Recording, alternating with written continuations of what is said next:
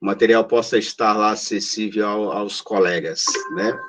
Pessoal, boa noite mais uma vez, dando continuidade ao nosso assunto da aula passada.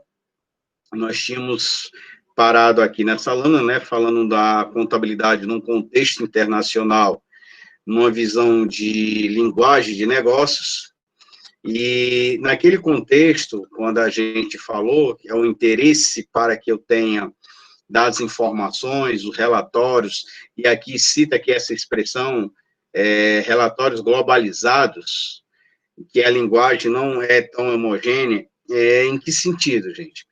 Porque a contabilidade anteriormente, quando se pensa num contexto internacional, o mundo todo, vamos ver um pouco mais na frente também, nós não temos ainda uma linguagem uníssona, não, na contabilidade. Nós, quando falamos que a contabilidade se encaminha ainda para uma possível contabilidade universal, essa convergência total é porque existem localidades ainda no mundo que existem as normas internacionais, que a gente cita muito, IFRS, os IADs, e a nossa norma brasileira de contabilidade está alinhada, inclusive na nossa página, eu coloquei lá um material extra para a gente começar a dar uma lida, começar a acessar, inclusive eu coloquei lá, tem um videozinho que eu comento, a própria nossa aula, e aí, pessoal, o que ocorre? Quando a gente fala nesse contexto, eu falo aqui o Common Law e o Code Law. Esse Common Law que eu falo, a visão não legalista, é o uso prático da atividade contábil. É aquele exemplo que a gente usa muito, a pessoa da atividade contábil, o profissional, seja ele contador, seja ele analista, a gente usa muito costume de dizer assim, mas eu sempre fiz assim, eu fecho o balanço sempre nessa sequência, sempre desse jeito. Ou, as informações financeiras eu traço dessa linha que eu estou acostumado a fazer. E já o Code Law, ela já entra na visão legalista, em que sentido? É o que a lei diz, o que eu posso e o que eu não posso fazer. E aí é nesse contexto, gente, que quando a gente fala do que a lei pode ou o que não pode fazer, normalmente a gente olha muito na questão jurídica, do direito civil, ou do direito criminal, ou direito penal, né, ali estão muito atrelados, mas quando a gente fala da participação legal, que aí é o uso do direito, é por isso que a gente fala que a nossa profissão de contabilidade, ela está mais atrelada ao direito do que a administração propriamente dita, porque a gestão, ela já é inerente ao nosso trabalho, mas o nosso pilar, a nossa estrutura em termos de práticas contábeis no mundo é a lei. E nós somos interferidos, ou melhor, nós temos inserções de várias legislações dentro do arcabouço, dentro do direito, em muitas situações. Então, quando a gente fala que a informação da contabilidade, e aí a gente puxando o gancho, eu terminei nessa visão aqui de reporte, para quem a informação vai ser reportada, as informações financeiras, e aí quando nós falamos em informações financeiras, nós estamos falando de uma coisa mais,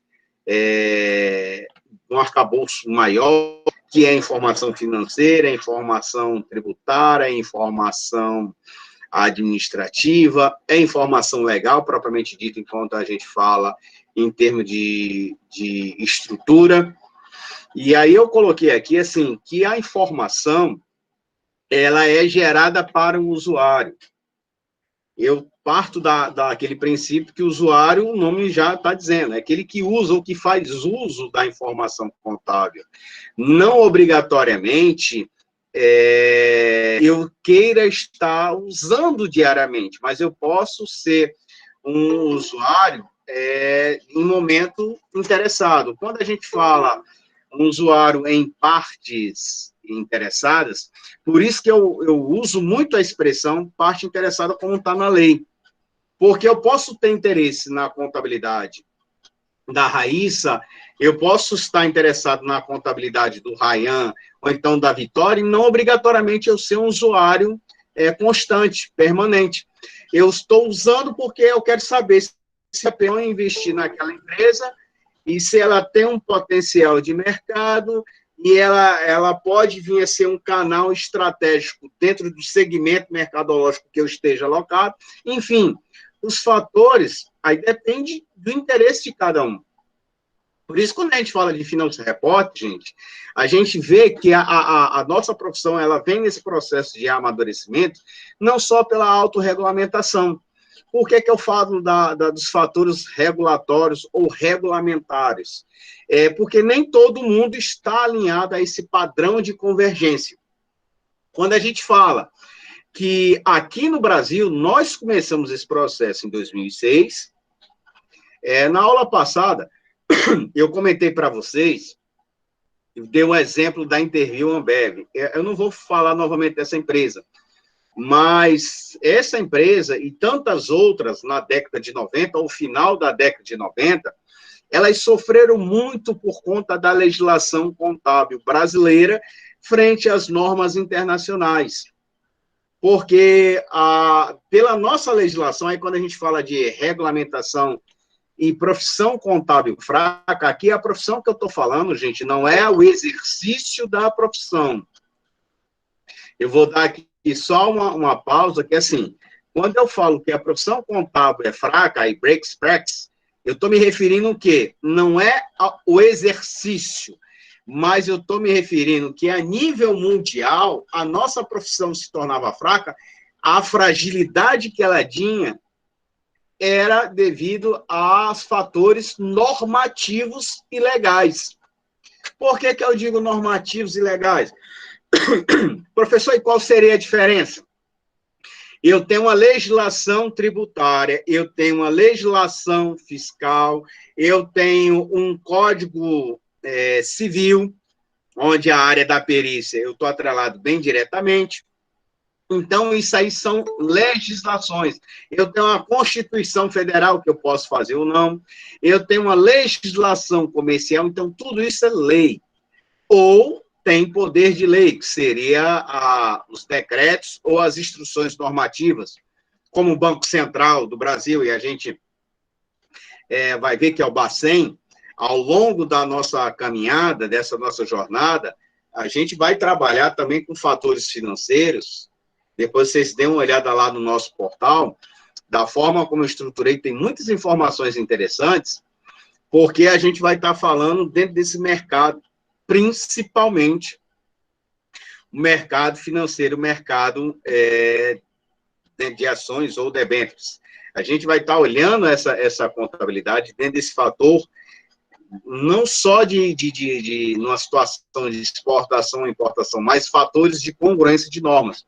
Porque quando a gente fala de congruência de normas, gente, e essa questão da legislação, quando a gente fala da contabilidade, da fragilidade da contabilidade, é porque no exemplo que eu estava dando, a 80, principalmente na década de 90, ao final de 90, muitas empresas tentaram comercializar no exterior, em outros países, e quando ele fazia a conversão da sua contabilidade, nós vamos ver uma nova específica sobre isso, converter minha contabilidade,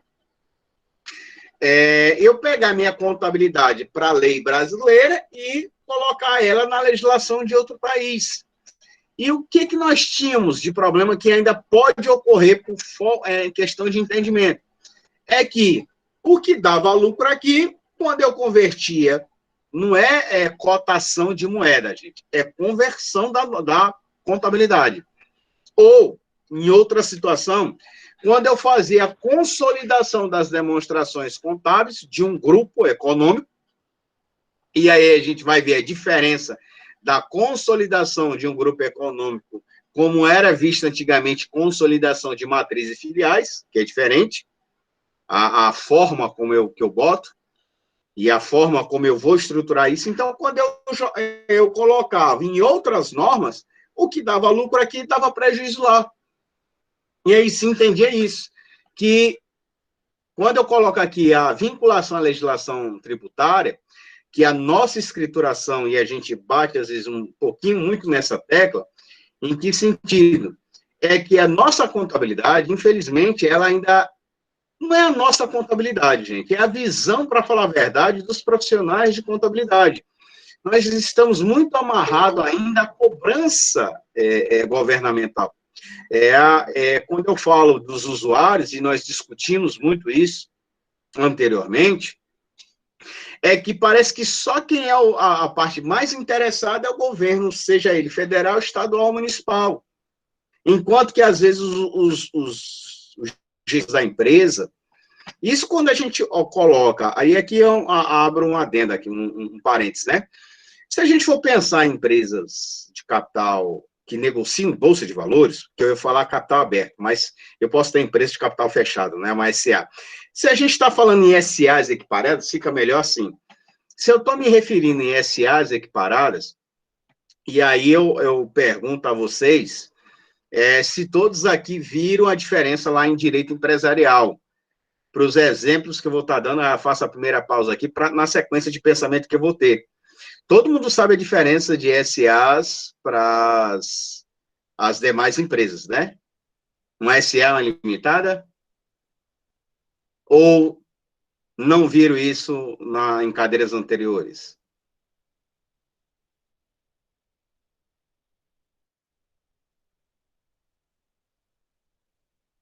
Pronto, Jonathan. Alguns acreditam que sim, né, gente? Então, eu vou estar me referindo muito a SAs ilimitadas para vocês entenderem, né? A gente vai entrar nos contextos. Não vou estar... Quando eu me referir nos exemplos para estar dando a diferença, eu vou estar sempre me reportando a SAs ilimitadas, que fica mais fácil de vocês entenderem. Então, quando a gente fala que as SAs, os interesses dela é o mercado financeiro, seja um SA de capital aberto ou fechado, nem sempre tem e as equiparadas, porque eu posso ter uma limitada, grande porte, lucro presumido, ou lucro real, eu posso ter uma empresa de grande porte do lucro real, que seja limitada, e pela estrutura contábil financeira dela, o que a gente chama que ela é equiparada a um SA. Então, ela tem algumas obrigatoriedades muito equiparadas aos SAs. Então, pois bem, já as empresas limitadas, já num porte menor, médio, ela pode ter interesse ao mercado internacional? Pode. Ela vai ter interesse em, talvez, comercializar com outros países, ou ela pode querer abrir uma outra empresa, ou fazer um investimento em uma empresa de outro país. Exemplo, eu posso ter uma empresa aqui do estado do Ceará e que queira comprar ações de uma empresa lá da Bélgica, ou de uma empresa da Espanha, ou lá na Rússia. Isso pode acontecer? Pode. Não, professor, tem uma empresa aqui no Ceará e ele vai querer comprar uma participação de uma empresa que tem aqui em Cabo Verde, já que é uma rota comercial. A quem já fez alguma pesquisa na internet ou a cadeira de comércio exterior, o professor Diego já deve ter dito. Cabo Verde é uma rota aqui, é um canal grande aqui para o nosso estado do Ceará. Então, você pode investir lá, ou na África, ou na Arábia, enfim. Uma empresa limitada, ela pode querer fazer isso, mas parece assim que, quando nós fazemos esse investimento, aí abre a mente dos gestores em termos de que informações a contabilidade, a partir daí, vai ter que me dar. Enquanto que nós estamos atrelados a essa parte tributária, gente, por conta disso, nós estamos muito nessa situação de propósito fiscal com esse Financial Report. Por que eu estou colocando isso aqui, gente? Quando eu digo que são regras independentes, é porque quando a gente olha a parte fiscal, e aqui atrelado, né, eu boto junto o tributário, quando eu me refiro aqui que se atrela o tributário, é porque a gente está, basicamente, ou inerente à prática contábil, parece que contabilidade é sempre assim, eu tenho que fechar minha demonstração para saber quanto eu vou recolher de imposto, ou, para quem trabalha na área fiscal ou na área tributária, ou já teve oportunidade, E vão ver, talvez, aí na cadeira, quem esteja fazendo tributária 2 ou tributária 1, uma palavra chamada crédito fiscal, que é o benefício que eu tenho legal pelas transações comerciais de compra, né? Então, pelas transações comerciais, quando eu compro, salvo empresa optante pelo Simples. Novamente, gente, os exemplos que eu estou dando aqui, esqueça Simples. Pense, apesar que nem toda empresa do lucro presumido ou lucro arbitrário vai ter crédito tributário, depende de vários fatores, mas eu estou falando de um modo geral. Essencialmente, empresa do lucro real, sim. Lembrando que os exemplos, a gente está pensando em empresas de médio e grande porte, porque os exemplos que eu estou dando não se cabe a Simples, nem MEI, nem EPP, nem Eireli, ou é Eireli, né, que pelo português seria essa. Então, quando eu estou falando aqui nas informações Financial Report, as informações financeiras são reportadas a quem? O investidor, aquele usuário, ou melhor, a parte interessada, não quer saber. O tributo é interessante? É uma informação pertinente? É uma informação válida? Eu posso estar pagando tributo demais por falta de planejamento de gestão. Ou falta de uma... A gente não fala nem mais, gente, planejamento tributário. Alguns meninos viram Tributária 1 comigo e podem lembrar lá que eu falei assim, a gente fala numa outra vertente, governança tributária, que é uma visão maior, não é, a gente eu não vou entrar em detalhes em tributária, quem estiver fazendo tributária, cutuque lá os professores de vocês de tributária, de 1 e tributária 2. Quem não estiver fazendo esse semestre ainda, não se preocupe, porque não é o foco direto do nosso assunto, isso aqui eu só estou pegando como exemplo. É que a contabilidade internacional, aí ela foge dessa linha de somente tributos. As regras fiscais, como diz assim, são incorporadas às regras contábeis, porque agora eu tenho que olhar essa vertente. O que é que padronizou, o que é que está harmônico e o que é que convergiu.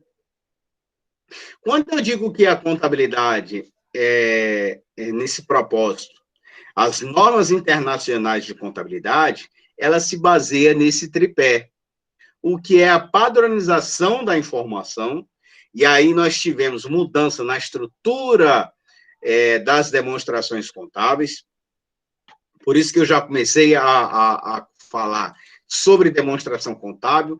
Por que a gente fala na estrutura da demonstração contábil? Porque a gente foge, gente, daquela proposta só do fechar o balanço, bater ativo e passivo. Que hoje, nos sistemas de contabilidade informatizados, né, os sistemas informatizados de contabilidade, ou a contabilidade na nuvem, que não deixa de ser um sistema também, ele por si só ele já fecha, gente, ele é automático. Porque nós sabemos que o princípio essencial, vamos dizer assim, né, da contabilidade na escrituração é o lançamento contábil, formado por débitos e créditos.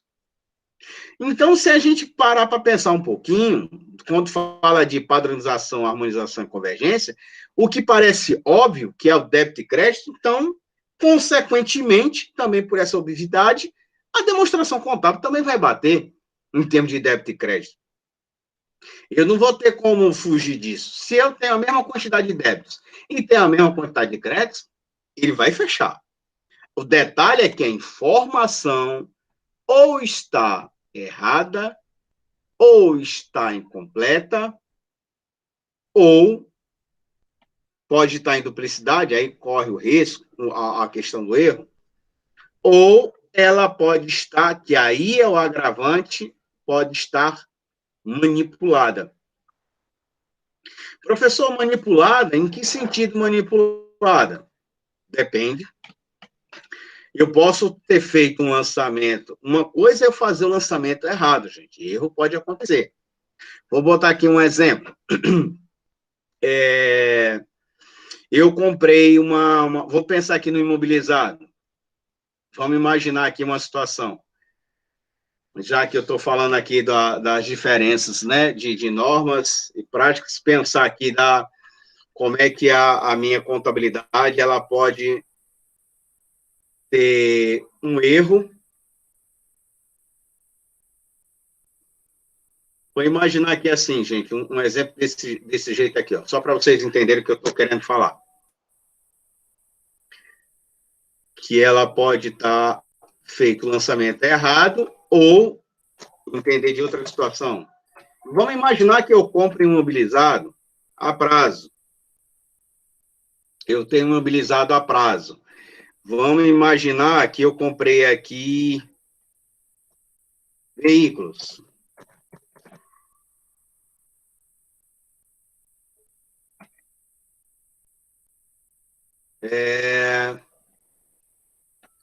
Veículos, melhor, em vez de eu pagar veículos, vou botar um exemplo aqui. Eu comprei uma máquina, maquinário. O lançamento seria esse aqui, né? Só um exemplo para vocês entenderem.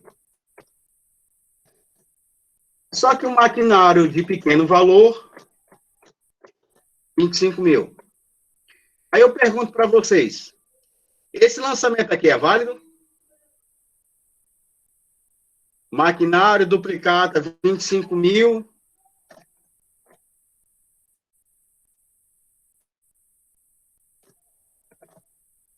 Em 5 prestações. Esse lançamento aqui é correto, gente? Existe esse lançamento? O que é que vocês acham?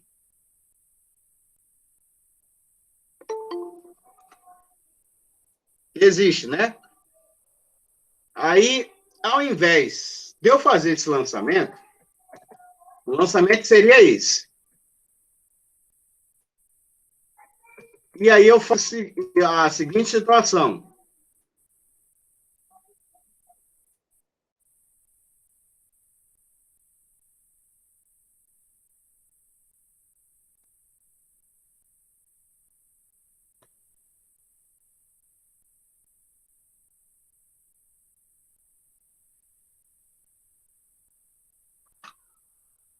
Aí vem a pergunta, gente. Vou botar até aqui em vermelho.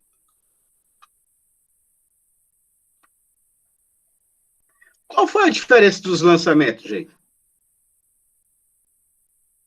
Vai ter alguma diferença no fechamento desse balanço? O fato de eu ter mudado, o lançamento correto era para ser o primeiro, que está acima, esse primeiro débito e crédito. Só o correto era maquinário e duplicata 25 mil, 5 prestações. Só que ao invés de eu lançar assim, eu lancei maquinário. Vou botar ainda uma terceira situação aqui.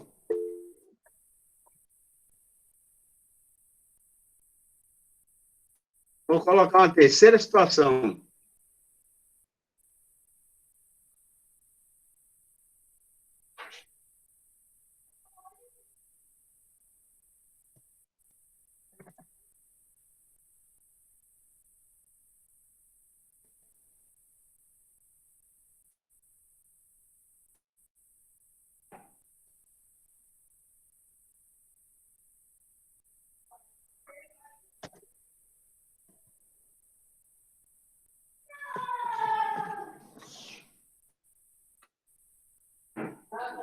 Aí eu boto aqui uma terceira situação, gente. O primeiro lançamento é o que deveria ser.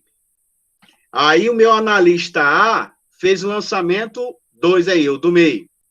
Aí eu vi que estava errado, pedi para o analista 3 corrigir. Ele corrigiu conforme o terceiro. O que que muda na contabilidade, se for assim? Na visão de vocês? O que é que vocês acham?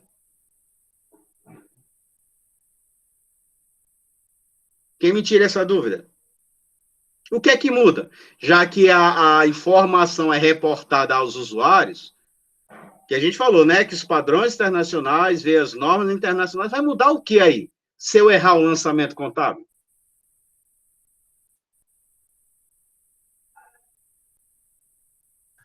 Acho que o entendimento do outro, né?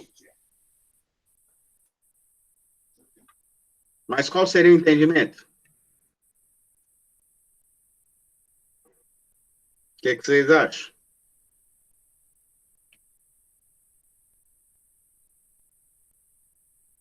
Vocês entenderam direitinho qual foi o lançamento? Qual foi a pergunta? O lançamento correto é o primeiro. Aí eu vejo que na hora de corrigir, eles não fizeram como está em preto aí. O lançamento que eu verifiquei na contabilidade foi o do meio. Quando eu pedi para corrigir, eles corrigiram para o terceiro, o que está embaixo. O que muda em termos de informação contábil? A contabilidade aí vai bater, porque tem um débito e um crédito de mesmo valor e de natureza diferente. É um ativo e um passivo.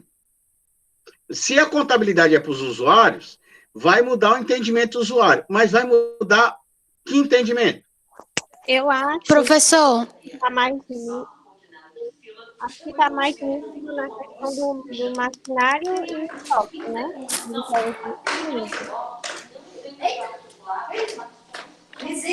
maquinário já está dizendo que vai ter uma máquina, alguma coisa assim. E a questão de estoque e mercadoria já não tem nada a ver. Quer dizer com o estoque que eu vou utilizar para vendas, né?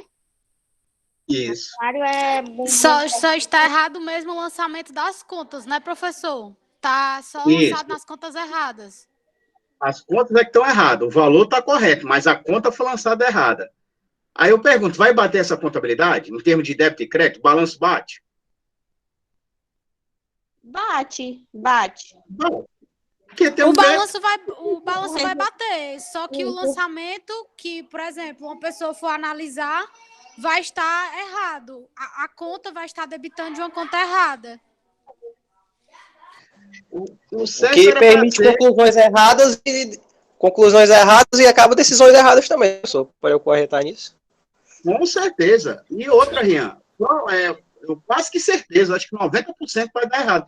Eu botei aqui 25 mil, gente. Agora imagine isso assim, né?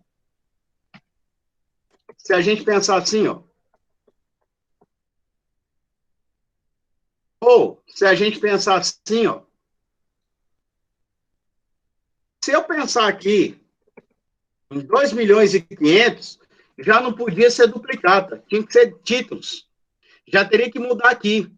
Maquinário ainda vai, mas aqui duplicatas. E outra, maquinário, vocês sabem que vai ter depreciação. Máquinas, ela tem depreciação. Aqui era para ser, no primeiro exemplo, né, que era 25. Então, conforme muda o valor, gente, o impacto também é maior. Aqui, fornecedores, eu vou voltar aqui para o original, né? Por exemplo, é isso aqui, 25 mil. Duplicatas e maquinário. Então, eu tenho aqui maquinário, vou ter, já que são 5 prestações, a partir do mês subsequente já entra a depreciação disso aqui. Eu só estou dando exemplo, gente. Aí depois a gente vai ver com calma isso aqui na prática, né? Então, eu vou ter que calcular a depreciação cada mês dessa máquina, desses 25 mil, aí vai ter que ter o valor residual, vai ter todo o cálculo lá da depreciação. Quando o meu analista fez o lançamento errado, ele aumentou a minha dívida com o fornecedor. Ele aumentou a minha dívida com o fornecedor, porque não é fornecedor, era para ser duplicata. Aí eu pedi para corrigir, ele já corrigiu aqui, ou botou em estoque a mercadoria e fornecedor. Piorou a situação. Então não entra a máquina. E ainda corre o risco de a máquina estar funcionando, ele ter que corrigir isso aqui depois de um mês, dependendo do tipo de empresa.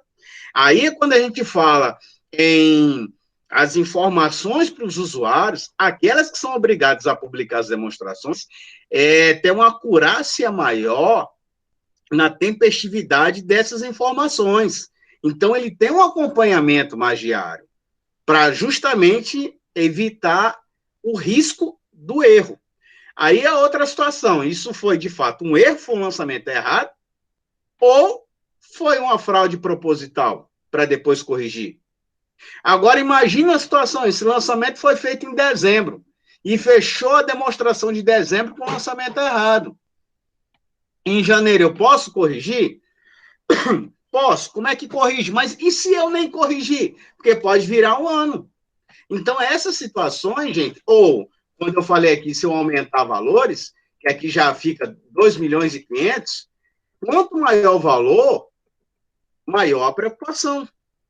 Então, quando a gente está se referindo aqui, que é a contabilidade, eu tenho que ter um cuidado nessa harmonização de diferença entre normas e práticas, procurar ter o cuidado errado, né, de não lançar errado, as entidades sem poder de influência. Por que eu citei isso aqui, gente? Só para vocês terem uma ideia, existe país aqui vou botar aqui um comparativo. Aqui no Brasil, quem trabalha com as normas de contabilidade é o Conselho Federal de Contabilidade. A gente vai ver aqui na sequência, existe um comitê de pronunciamento contábil, são 5 entidades que conversam entre si, discute as normas internacionais, e aí quem emite é o Conselho Federal de Contabilidade, está na sequência aí das nossas lâminas. É o Conselho Federal de Contabilidade que emite as normas brasileiras de contabilidade, depois que publicadas, as outras entidades se manifestam, que é o Bacen, que é a SUSEP, que é a Anvisa, que é o próprio IBRACON, que é o Instituto Brasileiro dos Auditores Independentes, a Audibra, que é os Institutos Auditores Internos do Brasil. Então, esses outros órgãos, eles aguardam a publicação do Conselho Federal de Contabilidade. Então, existem países aqui na América Latina, quem tiver interesse depois pesquisem, que são várias entidades que emitem normas contábeis. E aí é um poder complicador quando a gente fala de padronização. Quem tiver interesse, quando eu falei de pesquisar, são países bem próximos a nós. E que, por ter 2, 3 entidades, e eles acabam não sendo harmônicos, quando nós trabalhamos com esse tipo de países, o contador da empresa brasileira tem que tomar um cuidado na hora de se preocupar com isso, em relação à informação que vai ser prestada. E, principalmente, gente, quando a gente se propõe a participar em processos licitatórios.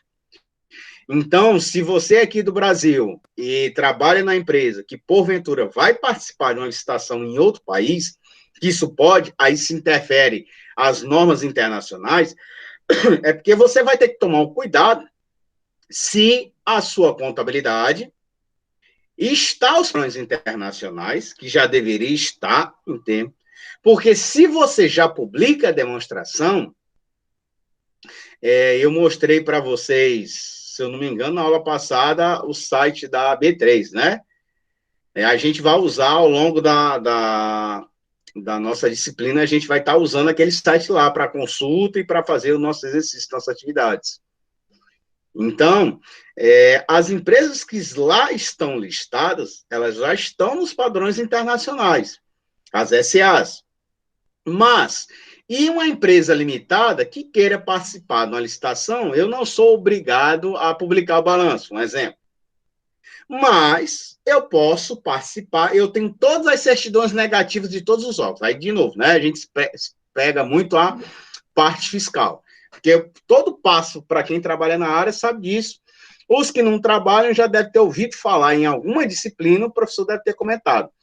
Tudo que nós caminhamos hoje na contabilidade precisa de uma coisa chamada certidão negativa. Tanto que nós temos a certidão, ou melhor, a certificação digital, porque tudo que nós fazemos também, frente à Receita Federal e aos órgãos públicos, eu preciso da certificação. É a forma até de fiscalização direta das nossas atividades, que é válido, né? Eu não critico.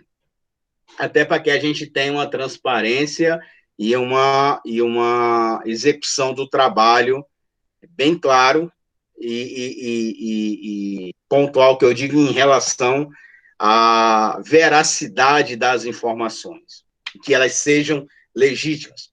Então, a partir do momento que essa empresa vai participar de uma licitação em outro país, gente, eu tenho que tomar esse cuidado. Será que aquele país ele já adota as normas internacionais de contabilidade? Porque aqui eu coloquei para vocês. Existe uma vantagem na harmonização? Existe. Existe para as multinacionais, que eu coloco redução de custos, a padronização legal, porque eu não preciso fazer uma outra contabilidade, como era antes. Por que antes a gente dizia que tinha duas contabilidades? É porque uma empresa nacional fazia uma contabilidade para atender a legislação interna, aqui do Brasil, e quando ele ia transacionar lá fora, aí ele tinha que fazer toda a conversão, como eu falei ainda há pouco. E esse processo de conversão, geralmente, ou normalmente, o que eu tinha de lucro estava prejuízo só pelo entendimento contábil. Nós vamos estar falando sobre arrendamento mercantil, que a pessoa gosta muito da palavra em inglês, né? Eu brinco muito com isso em sala. Leasing, né? Leasing, aí todo mundo às vezes sabe o que é, mas quando fala em arrendamento, as pessoas não falam. Como uma outra palavra, né? Impairment, que é o teste de recuperabilidade. A gente vai estar vendo lá em avançada. Eu vou estar dando umas cutucadas com os meninos disso da avaliação de ativos e avaliação de passivos, que é inerente a essa disciplina. Em que sentido? Porque a partir do momento que eu consiga estar dentro do padrão de norma internacional, eu facilito, gente, o meu processo para quem eu vou gerar a informação. De novo, gerar em que sentido? Se a minha empresa for SA, eu já estou publicando trimestralmente. Então, as empresas que estão listadas em Bolsa de Valores, que são as SAs, e minimamente as equiparadas, elas estão listadas lá, aí tem os vários tipos de mercado, são 4, aí eu sugiro novamente, dê uma olhada, eu acho que eu já coloquei o site lá para vocês, nós abrimos, então comece a explorar, gente, tenha um interesse lá de explorar, e quem esteja fazendo essa cadeira comigo de internacional e esteja na cadeira de TCC, é um campo muito bem para ser explorado para desenvolver o seu TCC, para a gente trazer coisas atualizadas. Então, o que ocorre? Lá, ele já publica a cada trimestre. Então, janeiro, fevereiro e março. Abril, ele publicou. Abril, maio, junho. Publicou em julho. Então, o que eles têm lá é julho. Julho, agosto, setembro. Então, em outubro, a próxima publicação trimestral é em outubro. O que eu tenho agora é de julho. Quem for acessar lá as informações, eles vão ter acesso à questão de julho. Desculpa, meninos. Então, o que ocorre? Vocês vão ter acesso ao segundo trimestre. E aí, só para a gente ter uma outra particularidade. As empresas do mercado financeiro, do sistema financeiro, não do mercado financeiro. Mercado financeiro é o mercado de ações. As empresas do sistema financeiro, aí eu estou me referindo a bancos, que seriam as instituições financeiras, né? Bancos, as empresas de seguros, aquelas que estão vinculadas ali banco, seguro, empresas de câmbio, né? As factoring, que é a parte de troca. Pela legislação brasileira, elas têm a obrigatoriedade de fechar suas demonstrações contábeis a cada 6 meses. Aí é uma norma do Bacen, que aí seria uma adaptação à norma brasileira de contabilidade. Então, no ano, eles têm 2 balanços. Não é o balancete. Não é as informações trimestrais. Informações trimestrais, eles teriam a de março e a de setembro, né? Então, é só particularidade, porque a partir do momento que eu consiga fazer essa convergência, se torna mais fácil uma empresa de outro país, ou eu mesmo aqui, querer investir em outro país. Eu falei para vocês, se eu não me engano, existe uma empresa aqui do interior do Ceará que trabalha com flores. E o principal mercado deles é o mercado europeu. Eles não são SAs, eles são uma empresa limitada. Como é que eles tiveram essa abertura mercadológica? É porque mesmo eles não publicam em bolsa de valores, mas eles começaram a publicar suas demonstrações contábeis aos padrões internacionais. E aí começou a ter visibilidade. E as empresas europeias, sabendo disso, começou a ter o processo de comercialização. E dentro desse processo, desculpa, gente, de comercialização, abriu aí um campo a ser explorado. Agora, as desvantagens, quando a gente fala de discutir a harmonização de cursos de ciências contábeis, aí é que interfere aos bacharelados de ciências contábeis do Brasil. Por que eu digo isso aos bacharelados? Por a gente estar amarrado à parte tributária e fiscal, a prova disso, gente, é só um outro parênteses aqui, né? Um espaço aqui. Eu não estou fazendo crítica à área tributária. Eu estou só abrindo aqui um adendo. Eu só estou citando isso porque quando a gente fala dos custos de contabilidade, você tira aí pelos sites, você tira pelos treinamentos, você tira pelas lives, já que agora tem muitas lives, eu não estou fazendo crítica, eu estou fazendo observações. Quando eu digo que a contabilidade está além do tributo, tributo é uma área de contabilidade tributária, contabilidade de custo, contabilidade hospitalar, contabilidade financeira, gerencial, contabilidade comercial, contabilidade do setor pessoal. E muita gente fala departamento pessoal vinculado à administração RH. Não. Contabilidade do setor pessoal é contabilidade, então, ou contabilidade aplicada à construção civil, ou outra, contabilidade aplicada ao setor público, ou comumente chamado de contabilidade pública, ou contabilidade governamental. Enfim, nós temos a contabilidade como um todo, uma visão macro, a ciência, e ela é ramificada em cada área. A nossa disciplina chamada Contabilidade Internacional, a gente pega todos o arcabouço das outras contabilidades, lógico, e aqui, lembrando que vamos caminhar junto. Acesse a nossa plataforma e estabeleça um horário aí para dar uma lida no material, porque a gente vai caminhando nisso. São muitas informações, porque quando fala em contabilidade internacional, a gente abre o leque, abre o guarda-chuva ao contrário. Em que sentido?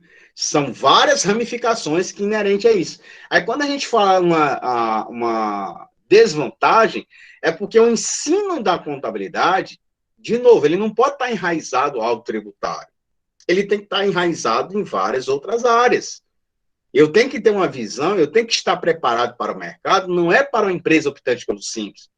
E não é só saber calcular PIS, COFINS, contribuição social e imposto de renda a nível federal, ou calcular os 4 tipos de ICMS, ou calcular os ISS municipais. Não é só isso. Não é retenção, crédito tributário, não é só essa visão. Por isso que passa a ser um complicador, porque a nível Brasil, inclusive, a gente, na linguagem que se é tratada para o perfil profissional do aluno.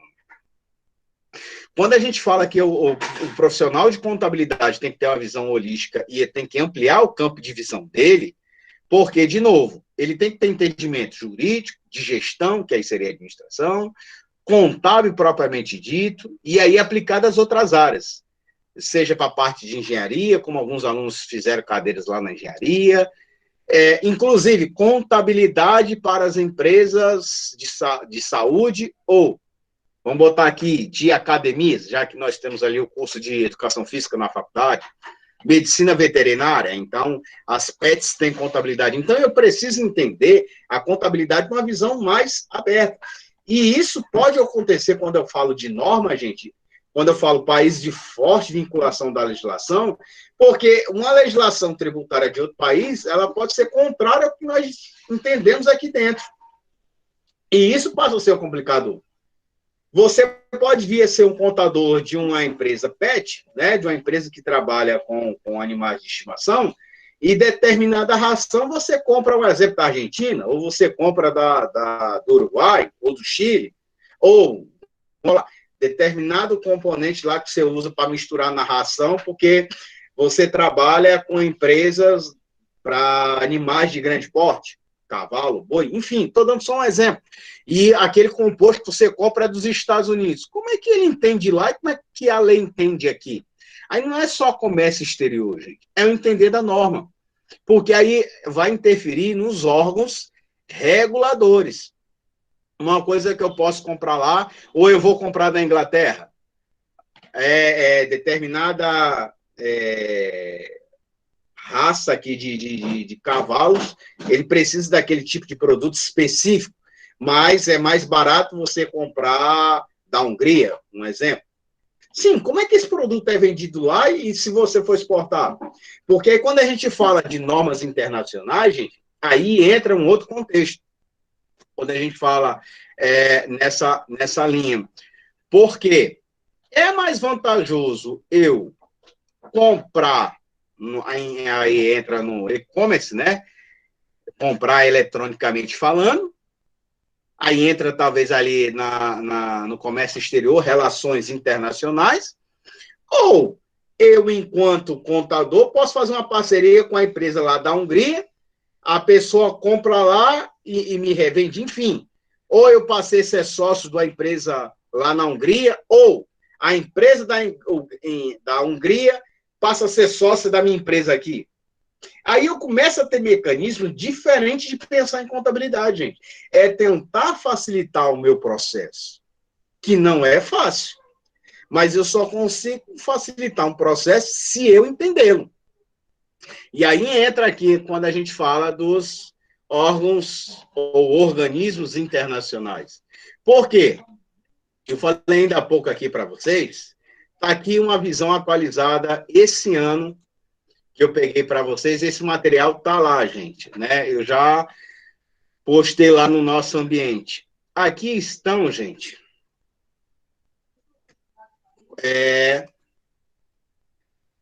essa legendazinha aqui. Esse azul claro é quem já está harmonizado aos padrões internacionais. O cinza escuro aqui é quem está pensando, está encaminhando, e em branco quem não entrou dentro do processo dos chamados FRS, né? O momento atual para a adoção, aqui é a tradução, né? Momento atual para a adoção para a adoção global dos FRS, né? Uma tradução bem direta. Então, gente, aqui eu estou mostrando para vocês, vocês estão vendo direitinho, né? Aqui eu estou mostrando para vocês, azul claro é quem já adotou os padrões internacionais, então vocês veem a Europa e a Ásia toda, os Estados Unidos, o México, esses cinzas escuros, é quem está em processo, estão se encaminhando em adotar. E branco, quem não adotou. Então, a gente olha aqui que tem países do Oriente Médio que não adotou ainda os padrões internacionais. A Colômbia também ainda está em processo de encaminhamento, o México também. Então, aí eu levanto aqui a pergunta. Você pode correr o risco de transacionar com a empresa mexicana. Você pode vir a querer a investir na empresa do México. E aí você vai ter uma contabilidade aos padrões internacionais, que aqui o Brasil já está. As nossas normas brasileiras de contabilidade já têm um vínculo. Quem tiver em um domínio de inglês, eu sugiro até que dê uma lida no inglês. Eu coloquei lá do nosso portal o site do IFRS, lembrando que ele é todo em inglês, né? Quem quiser, agora podem utilizar, não fazendo propaganda, mas se vocês abrirem pelo Google, ele tem tradução direta do site, né? Era bom vocês já começarem a ter acesso. E as normas brasileiras, que eu também já coloquei, que já faz o vínculo. Então, pessoal, quando a gente fala desse encaminhamento aqui, os principais órgãos, que é o IASB, inclusive recentemente, alguns alunos acho que devem ter feito a cadeira de auditoria, eu acredito. Recentemente ele fez uma adaptação do IFR 04. Por que eu estou citando isso? Porque quando a gente fala agora em normas internacionais, gente, para quem trabalha nesse campo de ação, a gente tem que estar diretamente consultando as normas. Consultando as normas aonde? Lá no site do Conselho Federal de Contabilidade, gente. Inclusive, eu já coloquei lá na nossa página, na aula passada, se eu não me engano, eu também abri. É o site do Conselho Federal, legislação, normas completas. Então, o IASB, International Account Standard Board, que é comumente chamado de IASB, ele foi o sucessor, né, do IASC, que é um breve histórico, e ele passou a emitir o chamado, a partir de 2001, é o que a gente chama de IFRS. Então, quando a gente diz assim, e onde é que é o IASB, professor? Ele é lá da Inglaterra, gente, a sede dele é lá na Inglaterra, em Londres. Então, ele é que parte aí a necessidade. Por que partiu dele?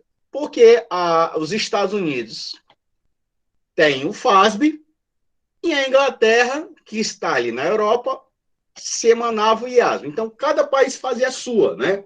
Cada país tinha sua legislação. E aí, gente, por que nós temos uma cadeira de economia no curso de contábil? Por que a gente precisa entender? Porque a gente fala de segmento de mercado, fatores econômicos, interno e externo. Pronto, aí cabe aí uma pergunta, né? Até porque vocês estão bem caladinhos. Qual é a necessidade de eu estudar economia e contabilidade, gente? Quais são as relações diretas e quem pode me responder quais são as relações indiretas da economia para o estudo de contabilidade? O que vocês acham? Já que vocês estão bem caladinhos. Por que eu preciso estudar economia? Vocês devem ter visto ou com eu não lembro. Pode ter sido o Josino, pode ter sido o assunto. O que vocês entendem?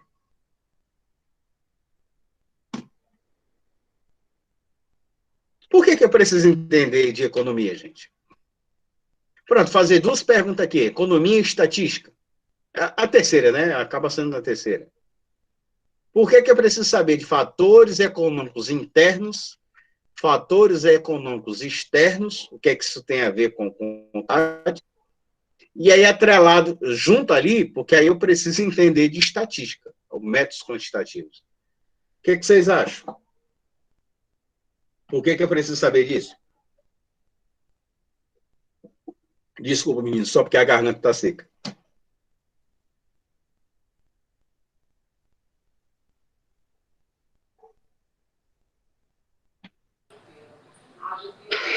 Professor, eu não sei se eu vou conseguir fazer um nexo com a sua pergunta, mas respondendo uma parte da pergunta, se eu não tivesse cursado a cadeira de economia, eu não entenderia o porquê a variação de preço, dar exemplo no mercantil, não entenderia sobre oferta e demanda, né, tomada de decisões sobre o mercado econômico e dentre outras diversas coisas.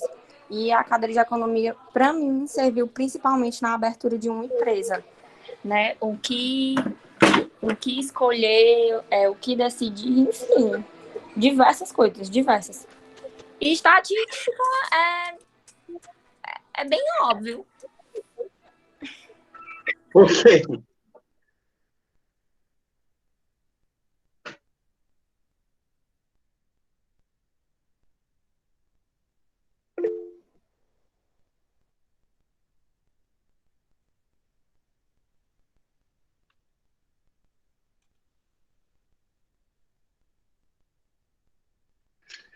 Olha, pessoal, só para a gente ter uma ideia, né? Como a nossa colega falou, ela partiu da cadeira de estatística, do que ela viu na cadeira de estatística. E aí tem uma situaçãozinha. o que é a situação que eu vou passar aqui para vocês. Quando a gente vai a gente vai, lógico, um shopping, na hora que você está, vou colocar um exemplo, você precisa trocar de seu celular. A sua necessidade, seu celular quebrou, você levou para assistência técnica e disse, ó, não tem jeito, você precisa trocar. Quais os fatores que você leva para trocar? Aí você vai a uma loja. O que te leva a trocar? Aí na hora, o primeiro, o que te leva é a necessidade. Mas aí, isso, Vitória, é as ameaças e oportunidades. Agora, o que vai te levar a fazer a troca do produto, você precisa comprar um outro, é porque o seu pifou, você precisa de um novo celular. Agora, qual celular você vai comprar? Quais os critérios você utiliza para a compra do novo celular? Quem pode aí responder? Aí eu vou fazer o link aí com a economia e com a estatística. Que fatores eu levo para escolher? Desculpa.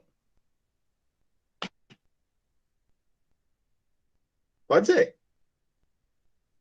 É aquela questão do preço, né? Qualidade.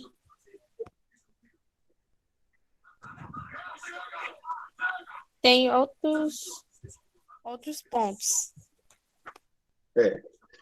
O Sandro colocou assim. Oi, Vitória.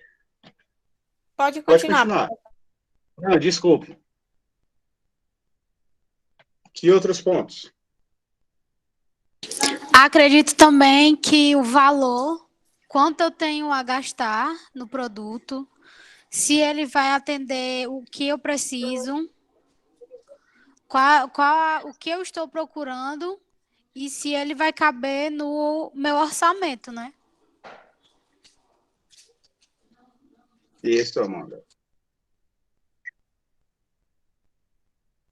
Mais alguém? Custo-benefício também, o Sandro colocou. Isso, Sandro. Alguém mais? Ou seria só essas pretensões?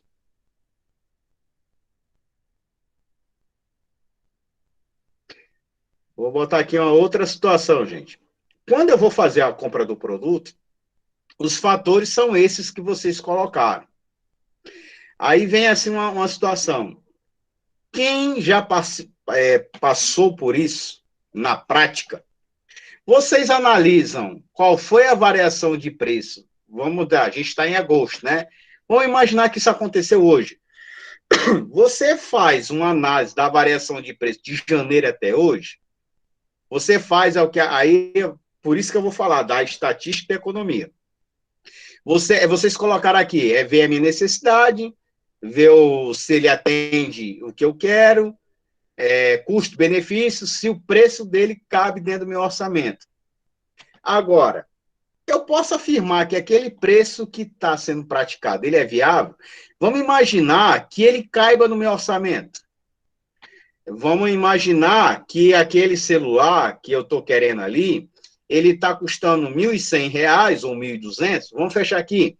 É um celular aparentemente médio, nem é o top, nem é o máximo, e também não é o mínimo. É um celular mediano, que está ali em torno de R$ 1.100 e que caiba no meu orçamento. Aí eu olho só as funcionalidades, eu só vou olhar isso se ele, vamos colocar, ele atende a minha necessidade, ele cabe no meu orçamento, e está um valor que a loja afirma, aparentemente, que, se duvidar, está até em promoção, né? R$ 1.100. Eu faço alguma análise de variação de preço, de janeiro até hoje, se aquele modelo já existiu ano passado e quanto é que ele vale hoje. Alguém para fazer esse tipo de avaliação, gente, na hora da compra?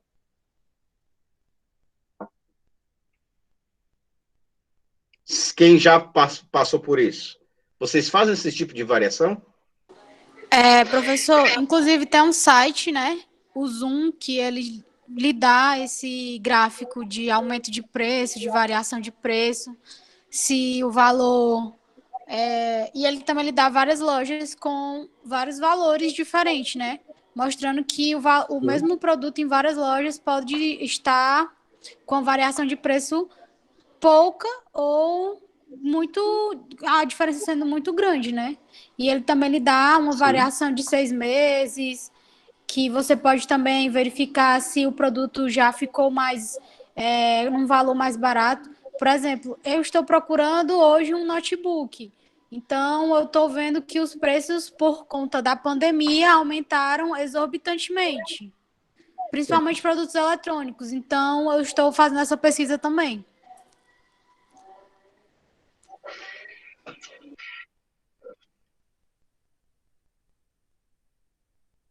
Olha, mano, fazendo aí uma contribuição ao que você falou. Se as lojas estavam fechadas, existia produção, existia estoque, porque teve indústria aí que continuou, a parte eletrônica. Muitos dos produtos que são eletrônicos são importados. Em outros países, estão funcionando. Existe estoque e tem mais mercadoria no mercado, que é a demanda. Por que o preço está mais caro? E principalmente se você comprar pela internet. Por que deveria ser? O dólar também aumentou muito, né, professor? Produtos importados. Pronto. Agora, por que o dólar aumentou, Vitória? Você tem ideia? Lê alguma coisa a respeito? Ou melhor, os colegas todos, por que o dólar aumentou significativamente, gente?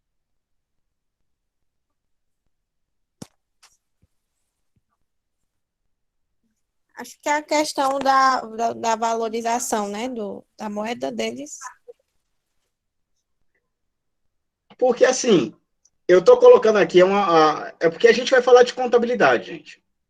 Mesmo que você não tenha visto economia, né? Lógico, quando você assiste a cadeira, amplia o seu campo conceitual, o seu campo observacional, porque você começa a entender algumas coisas assim, por que aquilo ali acontece.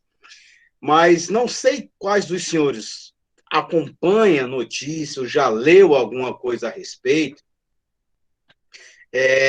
pelo seguinte, a pandemia ela afetou a economia porque, de certa forma, ela deu uma paralisação, vamos dizer assim, drástica na movimentação de dinheiro. E como a Vitória também falou, muita coisa que nós consumimos aqui no Brasil é importado. Então, se vem de fora e a nossa moeda está fragilizada, a outra aumenta. Essencialmente a cotação é isso. A fragilidade econômica interna promove o fortalecimento da outra. Por isso que quando a gente fala muito em gestão, fatores internos e externos, vamos puxar um pouquinho para dentro da nossa casa. É o que as meninas, a Amanda comentou, o Sandro, que também fez o comentário, né? O custo-benefício. Eu consigo comprar, está dentro do orçamento, é um ambiente interno, um ambiente externo. Interno é meu orçamento, externo, se dá para eu comprar. Quando a gente reporta isso para a contabilidade, gente, as normas de contabilidade foi analisada dentro desse contexto econômico, por quê? Porque a visão de um país, o fator aí agora da pandemia, pela fragilidade econômica aqui da moeda brasileira, aumenta a moeda estrangeira. Aí a gente está falando de cotação de moedas. Agora, pensa na transação comercial entre empresas e o impacto disso na contabilidade. E ainda mais essa situação entre que aqui no Brasil se fala de um jeito, a contabilidade, e nos Estados Unidos se fala de outro. Então, quando eu citei ali o IASB, que foi o primeiro órgão, e vem os blocos econômicos, é que existe, que aí a gente vai entender, a União Europeia, e nós vamos entender que Mercosul, que eu acho que todo mundo aí já ouviu falar nisso. E existe também um bloco lá dos países árabes. Então, esses blocos econômicos, aí, isso, obrigado, Vitória. Então, esses blocos econômicos é o quê? É para facilitar as transações econômicas financeiras, essencialmente comercial, entre os países daquela região. Mas quando eles facilitarem, em que sentido? Com isenção tributária, ou outros impostos podem ser imunes, ou a entrega não tem frete. Então, são benefícios entre si para que facilite essa comercialização. Professor, Oi. professor, eu todo dia dou uma olhada nos jornais, essas coisas, né? Eu vejo que alguns outros países de fora, eles já estão com a economia evoluindo, né? Já estão, mesmo com a crise, a economia já está evoluindo. O senhor acha que o Brasil, ele está indo num caminho que vai evoluir ou não? Quer dizer, vai ser demorado ou a gente vai conseguir também passar logo por isso? Vitória, para quem acompanha os noticiários, se a gente for falar de fatores econômicos, infelizmente a gente fala em políticas públicas. Não sei quem aqui já viu a disciplina de contabilidade pública, foi ministrado pelo professor Douglas, mas também, assim, independente da disciplina, vocês vão ver isso afinco lá. Mas o que é que são políticas públicas? São as ações do governo em vários segmentos, educação, economia, defesa, saúde, e que o nosso problema, Vitória, o que está retardando a nossa retomada, vamos dizer assim, são políticas públicas realizadas de forma sem planejamento, vamos imaginar assim. Por que eu estou me referindo a isso? Não na visão partidária. Acompanhe os noticiários. Vou colocar aqui só um exemplo, já que a gente está falando de contabilidade aos padrões internacionais. A contabilidade aplicada ao setor público, por isso que eu citei o nome da cadeira, a contabilidade pública, o governo federal, o governo estadual e o governo municipal também fecham a contabilidade do seu órgão aos padrões internacionais, também aplicado a eles. Eu só não vou ver a fundo aqui, porque alguns alunos talvez não viram a cadeira de contabilidade pública. A gente vai dar uma pincelada para apresentar a vocês. Eles também fazem. Então, vou botar aqui só um exemplo. Quem viu no noticiário das pessoas que receberam o benefício assistencial de forma irregular? Isso foi uma matéria da semana passada e retomaram essa semana. E vocês sabem quanto é que foi o valor, de forma errada? Pessoas que não tinham direito de receber o benefício e receberam. Porque o benefício era para os informais. Vamos olhar a origem, para que é aquele benefício. E teve gente que não tinha direito e recebeu. Onde é que está o erro? E ainda vem aquele detalhe, cadê os órgãos fiscalizadores do governo? Nós temos órgãos para fiscalizar. Professor, Oi. acredito que o senhor viu também uma reportagem que a UFC ela fez uma pesquisa sobre o aplicativo e encontrou várias falhas na questão do processamento, na questão da veracidade do que estava sendo dito. Todas essas falhas contribuíram e muito para que houvesse essa má distribuição do auxílio. Acredito que todo mundo da sala, ou grande maioria, conhece alguém que recebeu de forma irregular. Não adianta a gente tapar os olhos e fazer de doido, né?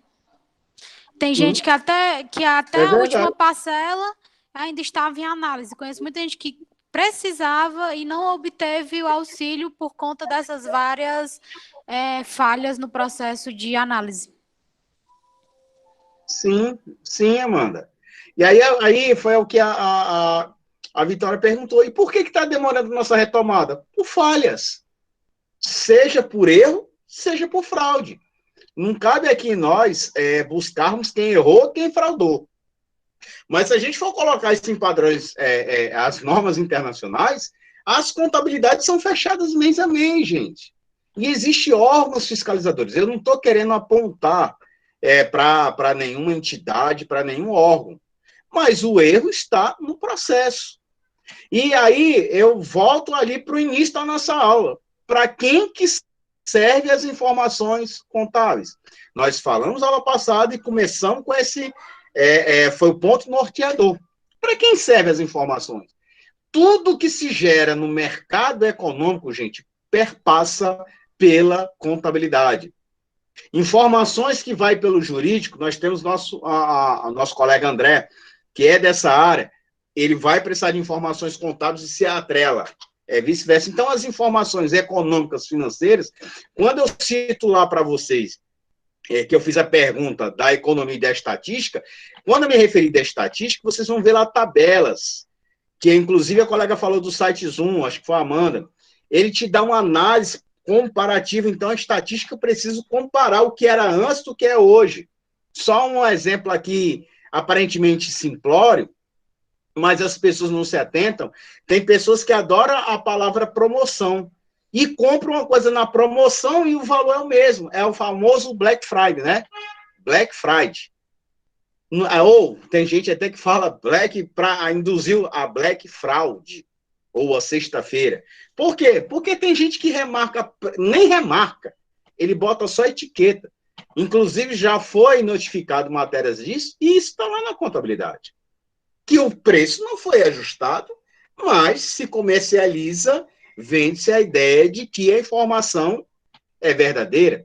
Então, quando os órgãos, gente, reguladores, começaram a pensar nisso, e parte aqui a proposta foi com o IASB, lá na Inglaterra, que eles entenderam, já que vai ter a União Europeia, então, a partir de 2001, vamos pensar na convergência das normas de contabilidade.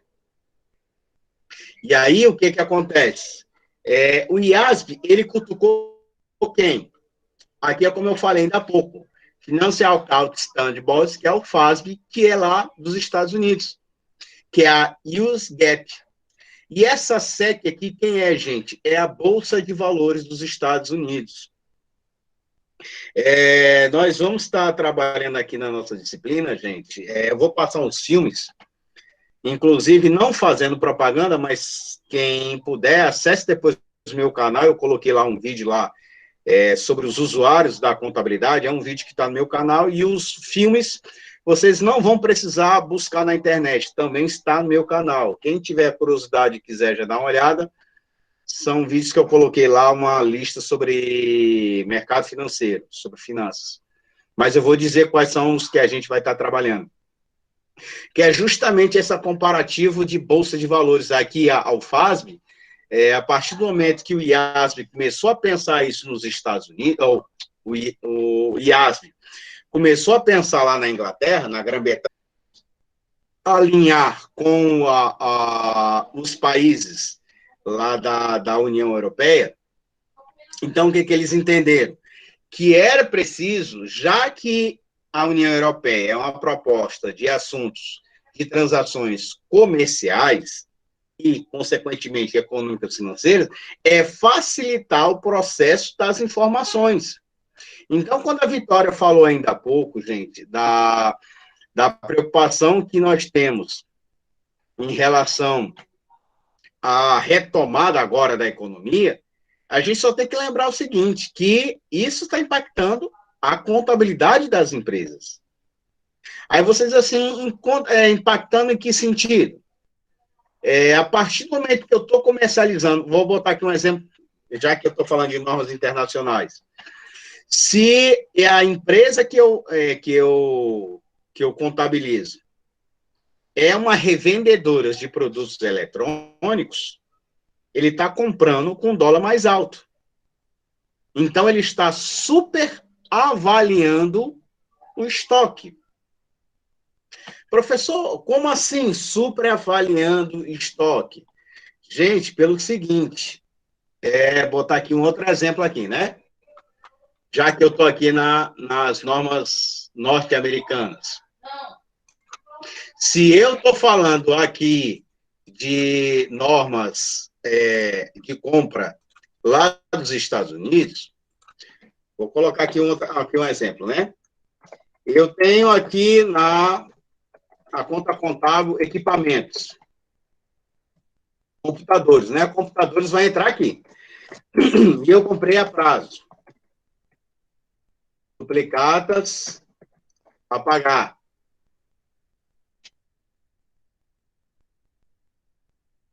Então, está aqui. Equipamentos. A conta contábil normalmente é máquinas. Normalmente é maquinários. Ou só equipamentos. Né, para não confundir com a máquina de grande porte.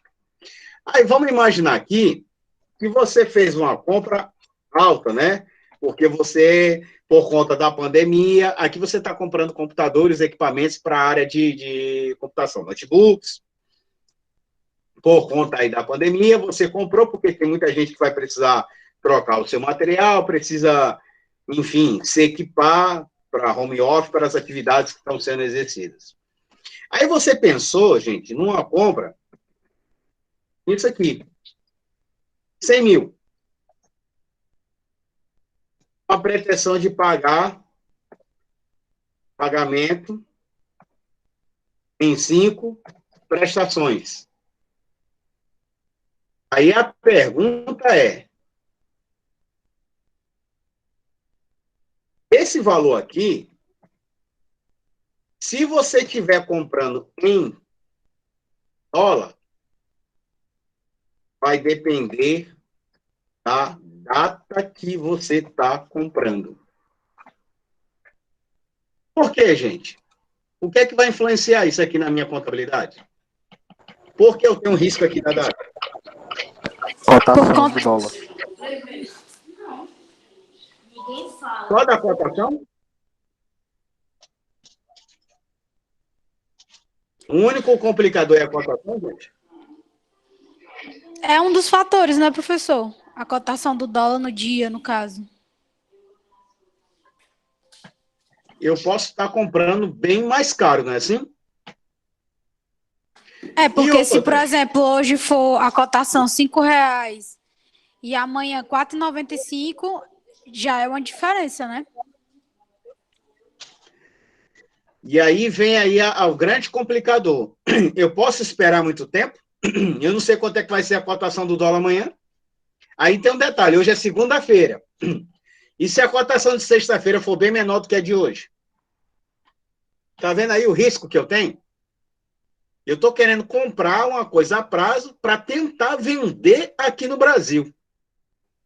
Aí eu estou falando de contabilidade, normas internacionais. Porque não é só a cotação, gente. Quando chegar aqui no Brasil, eu estou comprando em dólar. Mas aí eu tenho que contabilizar em moeda nacional. Eu vou estar fazendo o quê com o meu estoque? Super avaliando. O que é isso, professor? Super avaliar. Eu vou aumentar o meu estoque. Eu vou estar aumentando ele significativamente. O meu estoque vai acontecer com ele.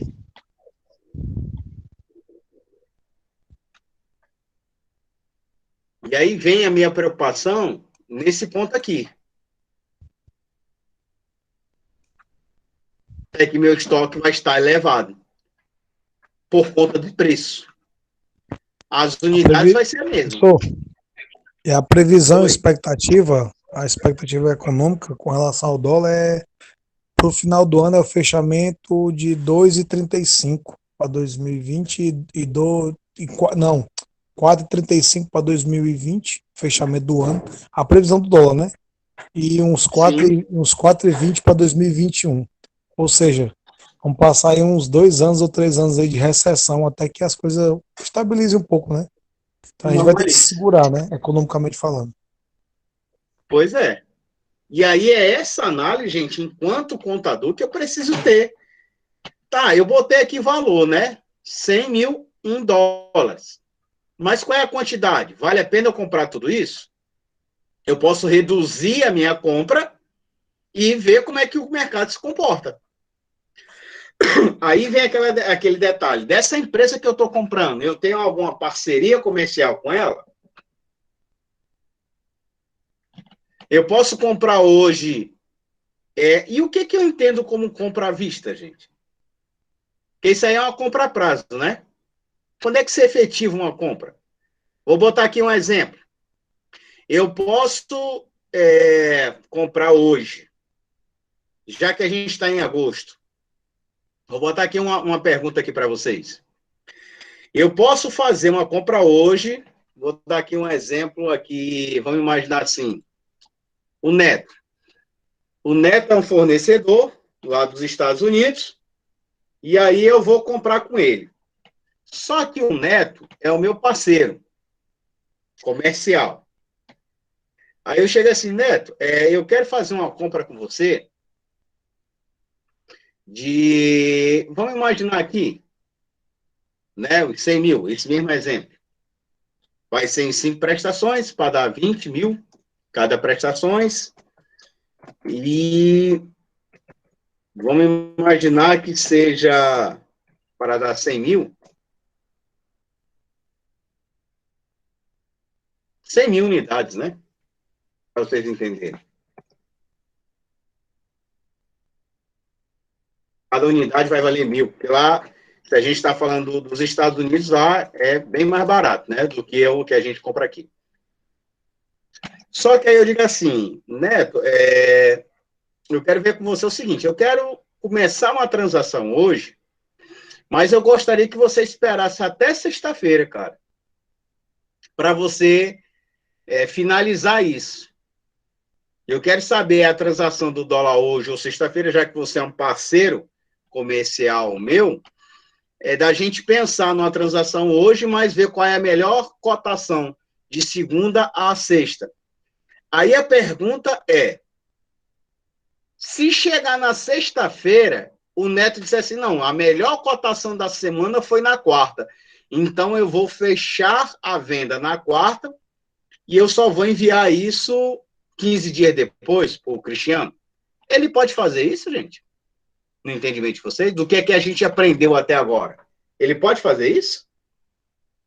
Vocês entenderam o exemplo? Eu estou querendo fazer essa compra hoje.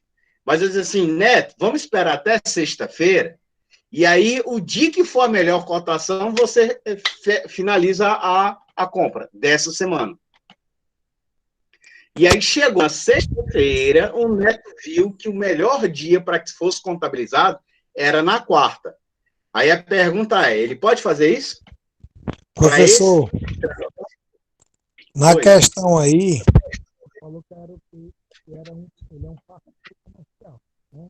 Primeiro ponto, ele é um parceiro comercial e se estiver acordado a questão do dia, a melhor cotação para se fechar a parceria, se estiver acordado essa questão, beleza. Mas comumente o atual vai ser essa transação de acordo com o dólar e a cotação do dia. Então, mas se for uma coisa acordada, hein? E aí, olha, você concorda? Aí é um outro.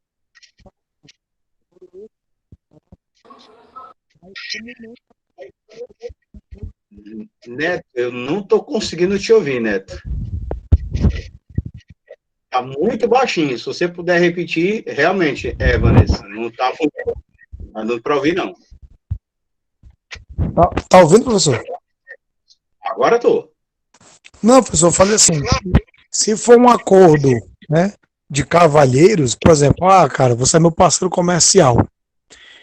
Se tiver acordado a questão da melhor cotação dentro da semana, para eles fecharem a parceria, a melhor que tiver, se tiver acordado, é uma situação. Mas comumente o que prevalece é a cotação do dia, né? Então, comumente é a do dia. Mas, se for um acordo previamente firmado entre cavalheiros, aí vai dar situação, né? Mas comumente prevalece a cotação do dia. Ou seja, a que for de sexta-feira é que vai prevalecer a negociação. Mas depende, né? É porque a própria legislação... Alguém mais completaria, gente?